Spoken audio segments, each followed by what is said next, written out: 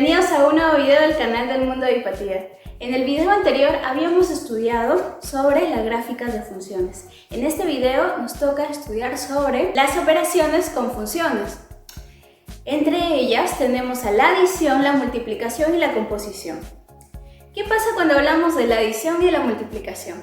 Vamos a suponer que tenemos un f que se encuentra en los reales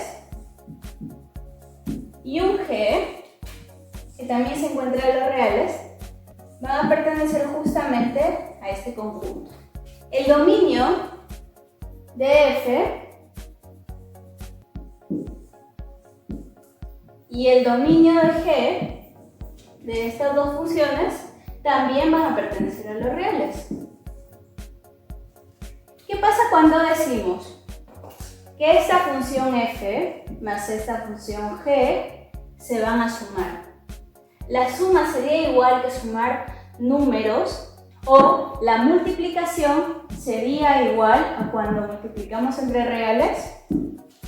Pues bien, si notamos, f y g son funciones que pertenecen a los reales.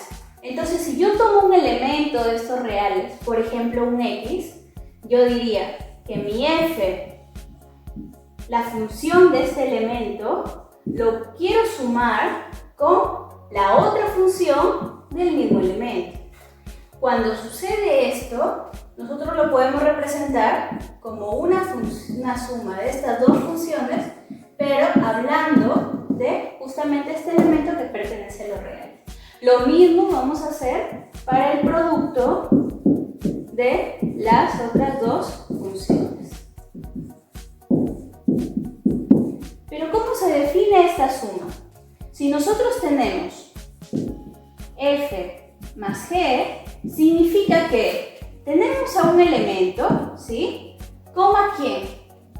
La suma de estas dos funciones, tal que este elemento, que es x, pertenezca a la intersección de los dominios.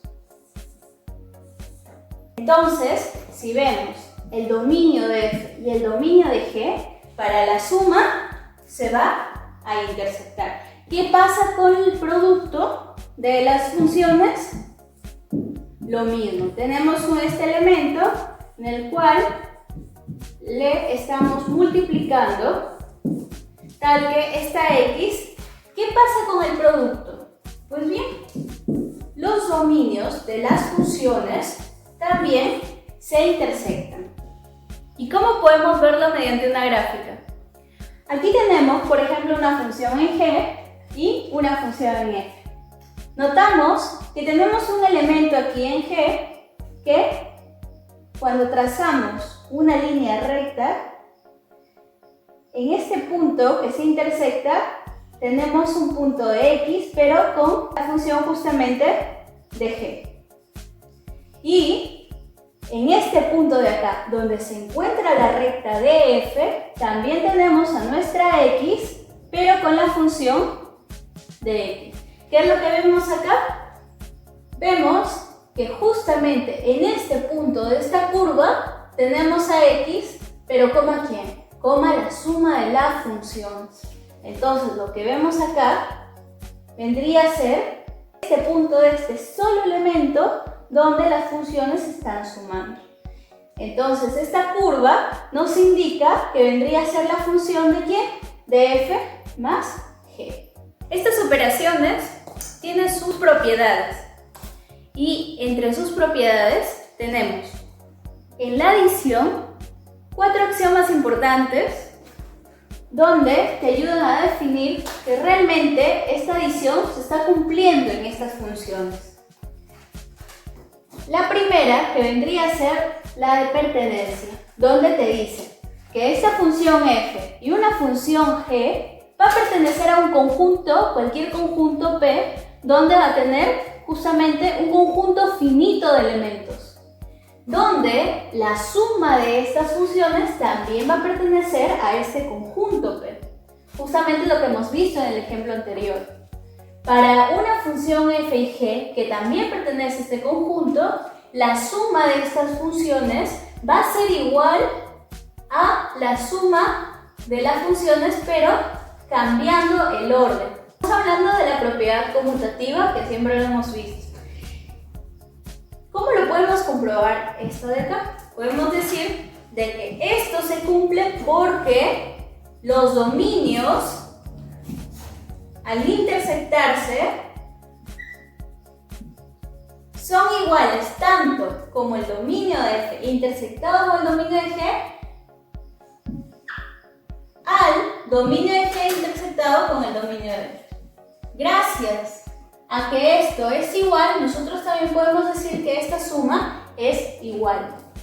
En este caso, si tenemos otra función que lo he llamado h, pertenece a este conjunto del que estamos hablando, la propiedad asociativa que nos dice, la suma de estas funciones más este elemento puede ser igual a este elemento, esperar, esta función, esperar, a la suma de estas funciones y luego sumar nuestra función f. Y para la adición de lo que estamos hablando, recordar que hay un solo elemento en la adición que vendría a ser el elemento neutro. Este elemento neutro es justamente el 0. Y este 0 cumple que para toda la función de la cual estamos hablando, ya sea f, g o h, que va a pertenecer a ese conjunto P, se le puede sumar este 0 y va a ser igual a la misma función. Y lo mismo va a suceder para la multiplicación, a excepción de este último axioma, que ya no sería 0 este elemento neutro, sino vendría a ser el famoso 1. Entonces, para toda función, cualquiera que pertenece al conjunto P, decimos que nuestra función, al ser multiplicado por 1, va a ser igual a la misma función. Hemos visto la adición y la multiplicación, pero justamente la resta y la división vendrían a ser los inversos de lo que hemos estado hablando. La pregunta es, ¿será cierto que todo elemento del inverso aditivo y del inverso multiplicativo tenga un valor? ¿Por qué? Porque cuando nosotros hablamos de sus inversos, tan solo imaginar a la misma función, tenemos a un f. Un f que al sumarse con su inverso puede ser cualquier función. Por ejemplo, un g de x, donde decimos que f es igual a g. ¿Para qué? Para que la suma de esta f con menos g sea igual a 0. Entonces, al decir esto, estamos hablando del inverso aditivo de esta función, de la función f. Bien, es igual a 0. ¿Qué pasa cuando es una multiplicación? Pues va a ser f por el producto del inverso multiplicativo de f, y esto va a ser 1. Justamente los elementos neutros que habíamos visto en los axiomas anteriores. Al definirlo, decimos, para este caso, f por 1 sobre g es igual a ¿quién? A un x, a un elemento cualquiera, coma, el producto de estos dos, como habíamos visto anteriormente, tal que nuestra x va a pertenecer ¿a quién? A la intersección de sus dominios, ¿verdad? Ahí quiero llegar. ¿Por qué? Porque esta intersección de los dominios, claro, estos dominios forman parte de los reales. Pero, ¿qué es lo que no forma parte de los reales? No forma parte de los reales la suma, ni en este caso que vendría a ser el producto. Esto no forma parte de todos los elementos que componen los números reales. ¿Por qué? ¿Qué pasa acá? ¿Qué pasa con este término de g de x? Si se dan cuenta, aquí lo que vemos es que hay una excepción para el producto. Esa excepción vendría a ser el número 0. Porque este producto no puede tener un 0 como valor aquí. Entonces, significa que nuestra G va a ser diferente de 0. Entonces, no todos los valores forman parte de los números reales. Veamos un ejemplo. En este producto, lo que vamos a ver es justamente sus dominios para que luego podamos intersectar y podamos hallar justamente ese producto o esa división. Tenemos un f. Esta función está multiplicándose con 1 sobre g. Lo hacemos de frente. Decimos los dominios de f intersectado con el dominio de 1 sobre g. La intersección de estos dos nos va a dar 3,5 medios, 4,6. Acabamos de hacer lo mismo que la multiplicación. Entonces vemos que no hay diferencia, excepto que uno de los elementos de g no puede ser igual a 0 como función, me refiero. Entonces podemos sumar finitos elementos. Podemos sumar un f de 1 más una segunda función más una tercera función más n funciones. Podemos multiplicar igualmente n funciones. Pues, ¿qué tenemos acá? Tenemos n veces nuestra función. Y acá tenemos a nuestra función elevado a la n.